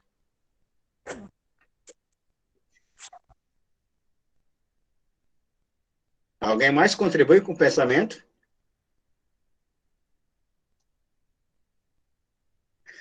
Porque a nossa legislação diz que eu tenho que contabilizar o fato quando, gente? Tempestivamente, quando elas ocorrem. Tempestivamente, quando ela ocorre. Isso. A nossa norma diz. Ou seja, Sexta-feira que vai prevalecer. Aí eu abro um espaço aqui da forma como eu entendo a lei. Lembra que eu falei do Code Law e Common Law? A forma como eu entendo a lei. Aí não é que eu estou entendendo a lei errada. A questão não é isso. Eu não estou dizendo que é induzir vocês ao erro. Não, não é isso. É porque quando aqui o FASB dos Estados Unidos começou a interpretar que a Inglaterra, as normas de contabilidade americana, US GAAP, que é os princípios geralmente aceitos dos Estados Unidos, ou as normas aceitas, e eles procuraram entrar num processo de reconciliação. Em que sentido? Porque eles começaram a chamar outros órgãos que emitiam normativos contábeis. Aí aqui é o Instituto Nacional dos Contadores Públicos lá dos Estados Unidos, gente. A SCIPA, ou a ICPA. O que eles começaram a fazer? De 2000 para cá, eles começaram a entrar nesse processo de convergência, e a gente vê que não tem muito tempo. Eles não começaram em 2000, 2001. A partir daí, cada órgão regulador começou a entender o quê? Que o mundo mudou não é só na parte tecnológica. A gente cita essa questão de globalização e que, de fato, a globalização ela não é total. Parte do mundo é globalizado, outro não. Eu não posso... A gente cita uma palavrinha aparentemente costumeira, o processo de globalização. Ainda existe isso, processo de globalização. Eu mostrei antes para vocês que tem países no mundo que não está harmonizado contabilmente e nem economicamente. É conforme a sua necessidade. Então, ainda existe. Eu não vou muito longe. Quem conhece aqui o nosso interior pode até confirmar para mim, existe lugar aqui no interior do Ceará que não tem ainda a luz elétrica. Que ainda não tem ainda saneamento básico. Isso, aí, se a gente for colocar no norte, e não é só no norte e nordeste, não. O sul e sudeste também. É porque a gente fala muito para cá, o nordeste, norte. Não. Há localidades no sudeste, no centro-oeste, no sul, enfim. Por que eu estou citando isso? É que eles começaram a entender a partir daí, gente, entre 2000 até 2006, 2007, aí se a gente olhar agora para 2020, a gente é só com 10 anos, 15 anos. Isso aí é recém criado. E muita coisa ainda, tanto que se faz ajustes e se faz revisões, que a gente vai ver ao longo aqui da nossa caminhada, que tem uma norma que já foi revisada 4 vezes em 15 anos. Para ver como eles começam a entender o que é a necessidade, conforme as situações que vão sendo, que vão aparecendo, as normas foram ajustadas. Então, aí entrou o organismo de profissionais do contador público, aqui no Brasil, toda pelo Conselho Federal de Contabilidade. Entra aí a federação, aí entra o IFAC, a Federação Internacional dos Contadores, que aqui, quem é que é vinculado ao IFAC? Aí são as entidades reguladoras. No caso aqui, no Brasil, nós temos o Conselho Federal de Contabilidade, o IBRACON. IBRACON, Instituto Brasileiro dos Auditores Independentes, apesar que a sigla não é essa, porque era os Instituto Brasileiro de Contadores. Aí eles mantiveram o nome de origem, porque ele mudou de nome bem umas 4, para falar a verdade, desde a sua criação ele mudou 5 vezes, porque ele retomou o nome inicial, Instituto Brasileiro dos Auditores Contábeis, mas para falar a verdade, é os auditores independentes. Então, o IFAC, aí surge a federação, para dizer assim, não, peraí, se cada país tem o seu órgão, a sua entidade reguladora, vamos pensar que é igual uma ONU, não tem a Organização das Nações Unidas, aí se pensaram no IFAC. Não, peraí, vamos criar uma entidade onde tenham assentos as entidades dos países que lá queiram estar para discutir sobre contabilidade. Então, a gente fala aí dos princípios de sustentabilidade, dos princípios de fatores econômicos, aí entra a Organização Internacional do Trabalho, aí entra vários fatores, porque interfere diretamente dentro das práticas e da atuação contábil, gente. Então, a gente parte aí do pressuposto que é interessante discutir contabilidade não só pela sua essência, mas na sua aplicação prática. A parte da essência, que é o que eu chamo de que é teoria, é o arcabouço teórico, ele é muito bonitinho.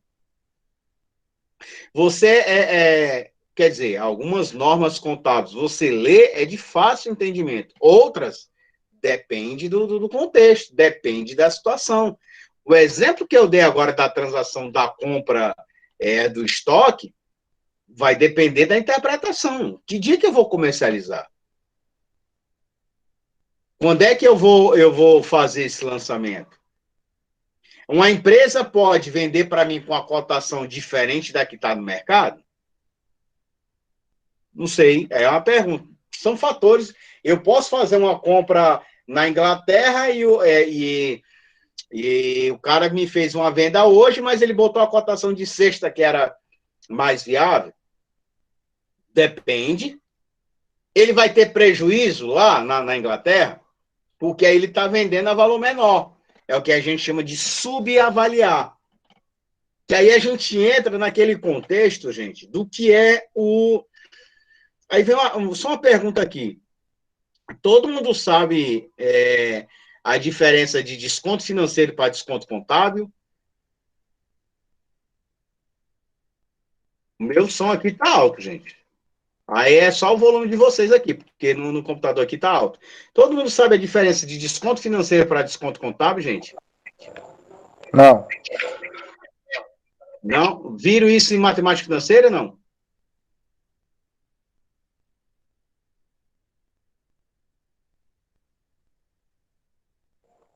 Se vi, não me recordo. Pronto. Não, eu estou perguntando, gente, porque é como eu falei, a gente vai estar trazendo assuntos aqui bem pertinentes para vocês, porque quando eu estou falando... Posso, Amanda?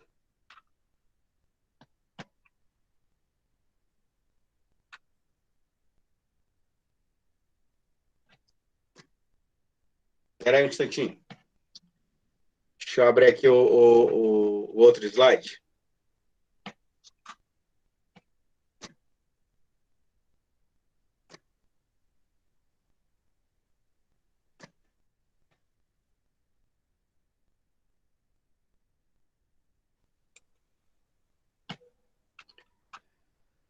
Pronto, já que a gente está falando aqui das...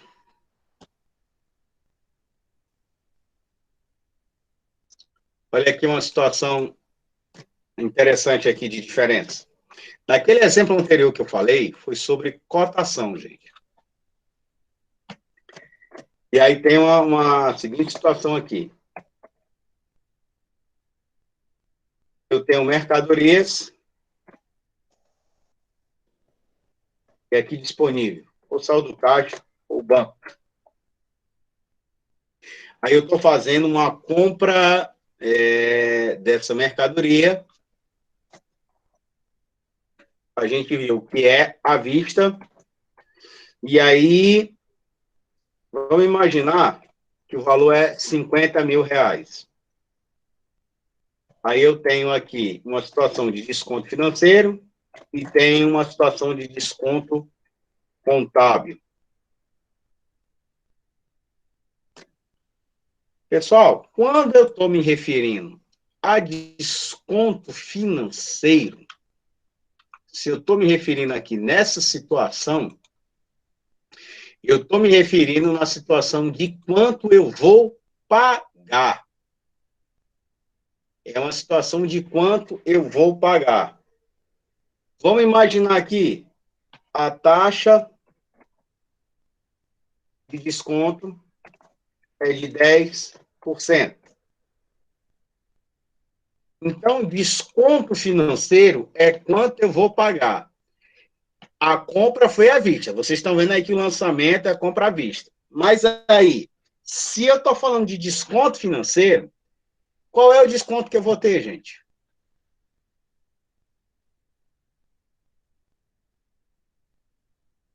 Nesse primeiro exemplo, qual é o desconto que eu vou ter?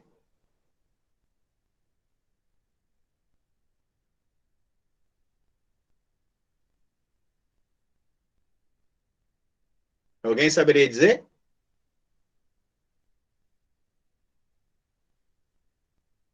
5.000, Sandro?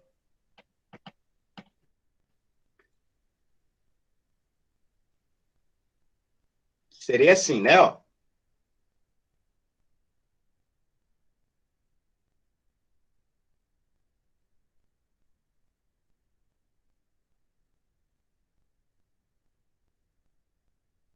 %. Então, mercadoria vai ser 50.000, disponível 45.000, crédito, desconto, obtido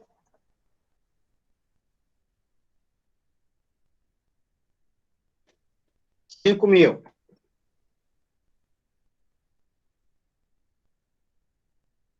Vocês viram desse jeito? Vocês viram desse jeito, meninos?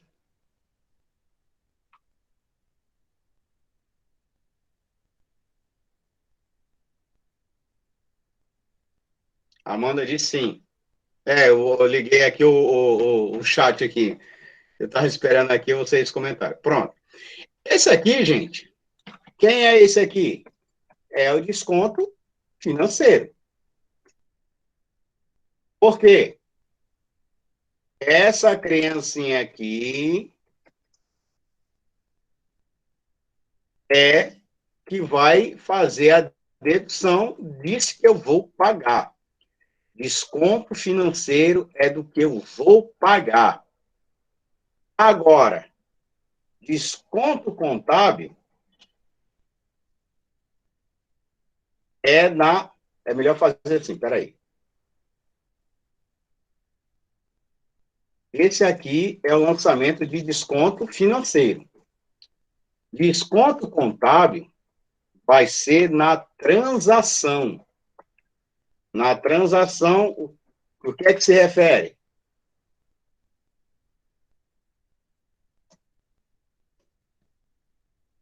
O produto era 50.000, mas eu quero um desconto contábil. Ele entra o abatimento no valor da mercadoria. Aí a pergunta, qual foi a diferença agora, gente? A Jack disse sim também. Agora, o que foi que mudou?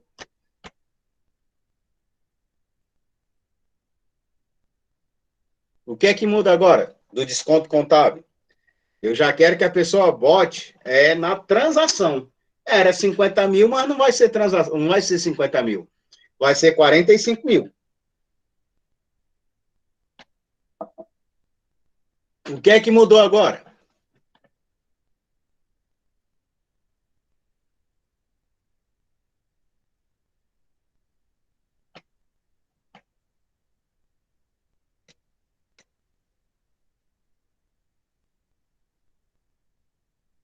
Vamos pensar um pouquinho. O que muda em termos de contabilidade? Agora eu vou colocar aqui uma situação. Essa transação aí é de empresa para empresa. Porque pessoa física não vai mudar muita coisa, não. Mas é eu, empresa, vou botar aqui um exemplo. Eu estou comprando a mercadoria da empresa da da Jaqueline. A Jaqueline está me vendendo. E aí eu estou dizendo, Jaqueline, você me dá desconto? Ela disse, estou. À vista, 10%. Aí tá aí. Duas situações. Uma pelo desconto financeiro e outra pelo desconto contábil. Aí vem aqui a pergunta. Qual é a vantagem para a Jaqueline, que está vendendo? E a outra situação é qual é a vantagem para mim, que estou comprando?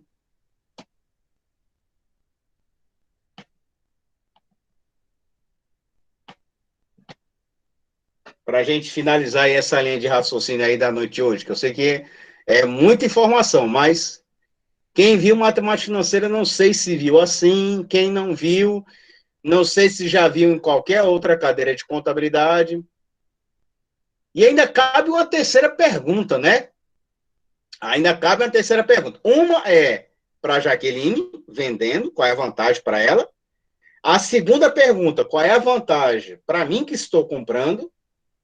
E a terceira pergunta, aí fazendo um link direto com a nossa cadeira. Eu moro aqui no Brasil e a Jaqueline mora no México.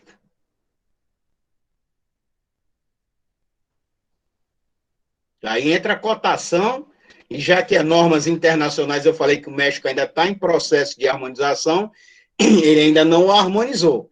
Eles estão num caminho lá, né? Estão tentando entrar dentro dessa e entrar no IFAC também, dentro dessa linha. Quem me dá a resposta para a primeira pergunta, quem me dá a resposta para a segunda, quem me dá a resposta para a terceira?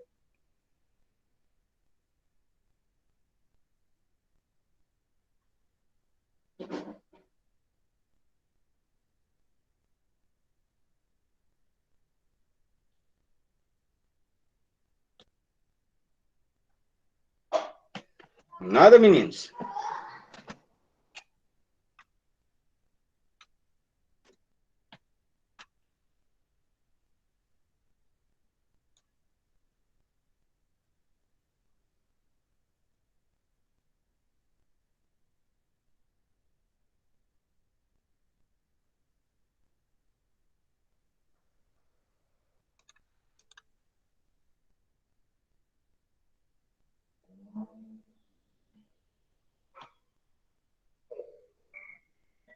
Será, Sandro? Quem concorda com o Sandro? E por quê?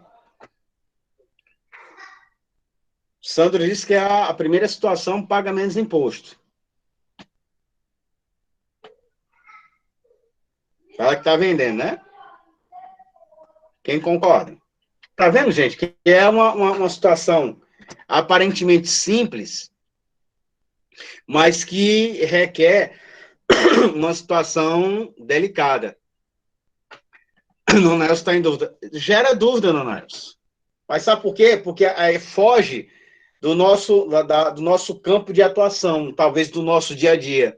Talvez a atividade que eu executo, mas isso aí é contabilidade. E quando eu vou orientar o meu cliente, aí eu estou dizendo assim, o que isso tem a ver com normas internacionais, gente? Porque no terceiro exemplo, o primeiro e o segundo está relacionado à contabilidade interna, aqui dentro do Brasil. Aí atrela qualquer outra cadeira de contabilidade, contabilidade básica. Por que eu falei matemática financeira? Que talvez o professor lá pode dar um exemplo, porque matemática financeira, gente, quando a gente vai calcular juro simples, juro composto, sistema de amortização, a gente tem que saber isso dentro da contabilidade também, como é que envolve isso, exemplos, né? Em avançada, talvez eu venha trabalhar com isso. Agora, eu tive uma ideia aqui para internacional, mas aí pode ser um complicador. Porque muitos alunos que estão comigo em internacional estão comigo em avançado. E se eu botar um trabalho aqui, botar um trabalho lá, pode ficar pesado. E até porque tem alguns alunos aí, talvez, que estejam em TCC e vai ter que ter tempo para pensar na produção do TCC dele. Porque a gente poderia, nessa relação internacional, pensar em contabilizar, e aí eu deixo a dica para vocês, se a turma assim concordar, aí a gente tem que entrar no consenso, por quê? É passar um trabalho para que a gente produza dentro dessa linha, contabilização, usando o sistema Force para facilitar a vida de todo mundo, e fazer transações internacionais, comprando com cotação diferente, casos reais, assim, para que vocês peguem a cotação daquele dia. Então, aí eu faria uma planilhazinha bem interessantezinha para que na hora que você colocasse a data lá, ou botasse datas diferentes para que você pegasse a cotação, para ficar uma coisa evolutiva e que fosse atrativo. Porque aí a gente teria que estar trabalhando sempre com a parte da cotação internacional e relações internacionais entre empresas. Seria uma proposta bem interessante, se vocês concordarem. que não tem nada a ver diretamente com aquele trabalho de avançado, não. Essencialmente, sim, que era contabilizar e fechar demonstrações, né? E a gente pensar numa apresentação, e a apresentação poderia ser online também, né? Via Meet. Eu botar um endereço para vocês e a gente fazer a apresentação, valendo ponto a parte escrita e valendo ponto a parte da apresentação, se vocês concordarem. Viu, gente, como não é uma coisa aparentemente, por mais que a gente não tenha visto, mas isso é informações de contabilidade. Então, não sei quem já leu a respeito, a gente saiu um pouco aí do contexto do básico, gente. É sair daquela visão de contabilidade optante pelo simples. Eu coloquei aqui uma situação que pode acontecer rotineiramente. Ou melhor, porque a pessoa que vai vender o setor de vendas, ele quer ganhar. O vendedor ganha a comissão. E aí, se a venda muda, a comissão do vendedor também vai mudar. Ou não, depende também de como está sendo transacionado. Quer ver um exemplo dentro dessa linha? Já que a gente está falando de desconto simples e de desconto financeiro e desconto contábil, eu boto muito, normalmente quando eu ministro a disciplina matemática financeira, inclusive lá, quem quiser, no canal também tem aulas que eu dei para semestre passado para outra turma, no meu canal lá também tem umas aulas interessantes lá, quem tiver interesse pode assistir até para relembrar, gente. E eu acho que eu falo sobre isso lá, não lembro, mas eu acredito que sim. É aquela proposta que eu tenho de eu comprar um bem por R$ 1.000 e comprar ela por 10 de 100. Eu me sujeito a isso porque o mercado induz isso. Nós vimos ainda há pouco a cotação de um determinado prêmio, como a Amanda comentou, eu preciso de um produto eletrônico, tecnológico, para a minha atividade laboral, mas os preços estão muito altos por conta da cotação. Então, onde é que é o melhor comprar? Quem é que não passou por essa situação? Por que isso tem a ver com as normas, gente? É porque a partir do momento que tem conflito de informações, eles começaram a entender que é necessário se juntar para chegar a um consenso. Se um país regra de um jeito e no outro país é de outro, e aí? Vou botar aqui um exemplo. Uma empresa optante pelo simples, aí a gente está falando de legislação tributária. Eu estou comprando, no terceiro exemplo que eu coloquei, a Jaqueline é do México, e eu estou comprando aqui no Brasil. Eu sou um optante pelo simples, tanto faz como tanto fez, não vai mudar nada em mim. Eu pago imposto, né, pela compra, eu pago imposto pelo faturamento. As minhas compras eu tenho crédito tributário. No simples eu não tenho crédito nenhum. Então, aí a gente está falando de norma internacional, mas esbarra na questão da legislação tributária nacional. Então, gente, a minha preocupação, eu não vou dar resposta, não. Eu vou deixar essa dica aí para vocês me responderem. Ou na próxima segunda, ou eu vou abrir, já que a gente vai ter algumas aulas semipresenciais, né? Eu posso jogar essa pergunta lá e a gente vai tá amadurecendo aqui os nossos entendimentos. Então, dando continuidade, os principais organismos dentro dessa linha, gente. Aí aqui a gente vai, para não estar sendo cansativo, a gente vai dar uma pausa aí nos nossos assuntos. Eu vou dar uma pausa aqui com esses principais órgãos mundiais, né, em referente à internacionalização. Aí a gente vai falar do COSO, que é o comitê que foi criado. Esse comitê é de 85, e a gente vai ver como é que eles entraram aí nessa comissão de fraudes. Alguns colegas de vocês vão estar vendo aí perícia contábil, né? Eu tenho, não fazendo propaganda de novo, mas eu tenho um escrito dentro dessa linha, principalmente em fraudes, é um campo de estudo que me interessa muito. E aí a gente vai dar uma pausa, gente. Outra coisa, Pedro? Não entendo outra coisa, não. Então, o que ocorre, gente? A gente vai dar uma pausazinha, aqui nessa lâmina, até porque, como eu falei, o ensinamento a gente tem que aprender junto, tem que ser por qualidade, não pode ser com quantidade. Muita informação no mesmo dia, ela se torna complicada, certo? Então, a gente vai dar continuidade aí na próxima aula, partindo aqui do assunto, desse assunto aqui especificamente, certo, gente? E aí, agradecer a presença de todo mundo, mas fica aí a pergunta, hein, para a próxima aula. Qual as 3 situações, como é que acontece comigo que estou comprando, como é que acontece com a Jaqueline, e se ela estiver, a empresa dela estiver em outro país, como é que isso ocorre? Qual é o impacto? Aí não é só cotação. Aí eu falei lá da questão do México, né? O que é que impactaria a gente? Então, pessoal, aí, muito obrigado pela atenção. Uma boa noite a todos. A gente vai caminhando aqui os nossos ensinamentos aqui, o material. Dê uma olhada lá no material que eu coloquei lá para vocês lá, para a gente dar continuidade. Tá bom, pessoal? Obrigado. Eu vou continuar aqui, mas só para encerrar aqui a nossa gravação.